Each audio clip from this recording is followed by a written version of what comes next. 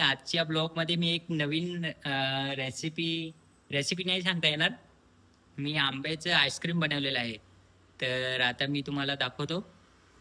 तर योगिता, कुठे ठेवलंस ते? घेऊन ये पटापट.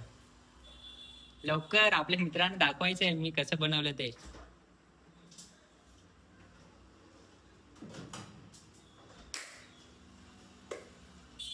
रेसिपीज बोलणार ना, त्याला काय बोलणार आहे? हे बघा, योगिता ओपन कर.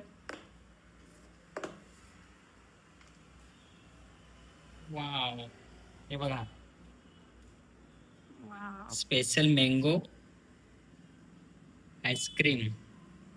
वरती बदाम आहेत आणि काजू. वेलची फूड पण टाकायला पाहिजे का? वेलचीचा फ्लेवर. आपण गरीब आहोत ना, वेलची नाही आपल्याकडे. तर टेस्ट करून सांग ना.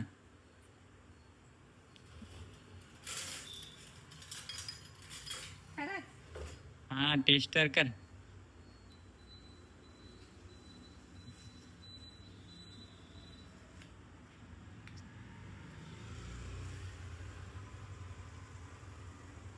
छान आहे. छान आहे का? काय शिकला रेसिपी? तर मी पण आता ट्राय करून बघतो कसं झालं. मी बनवलं, मीच ट्राय नाही केलं अजून, टेस्ट नाही केली.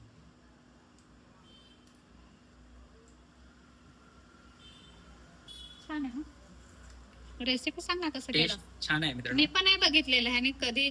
मला कालच सांगत होता मला एक आंबा पाहिजे, ते असं मी काहीतरी करणार आहे. मी विचारत होती कालपासून काय करणार आहे, काय करणार आहे. काय बोलतच नाही. तर मित्रांनो, ह्याला काही जमत नाही. तर आता मी सांगतो ह्याची रेसिपी. कुणाला तर तुला नाही हा, जमत. मला नाही जमत, मी सांगितलं ना आधीच. तर मँगो घ्यायचं, वरची साल सोलून घ्यायची आणि आंबा असतो तो वरचा काढून घ्यायचा. पिवळा पिवळा तो. एक्सप्लेन करू का? हा, अर्धा अर्धा तर मीच करून दिलेलं. मला सांग, मी नाही तिला करून दिलं आंबा वगैरे कट करून. आधी एक पिकलेला आंबा घेतलेला, त्याला वरची जी साल राहते त्याची ते सगळं काढून टाकलं आणि नंतर कट करून घेतला तो आंबा. नंतर हे काजू बदाम आहे ते कट केलेलं. मग नंतरची काय प्रोसिजर आहे ते आपल्याला बाबा माहिती नाही. मी सांगतो आता.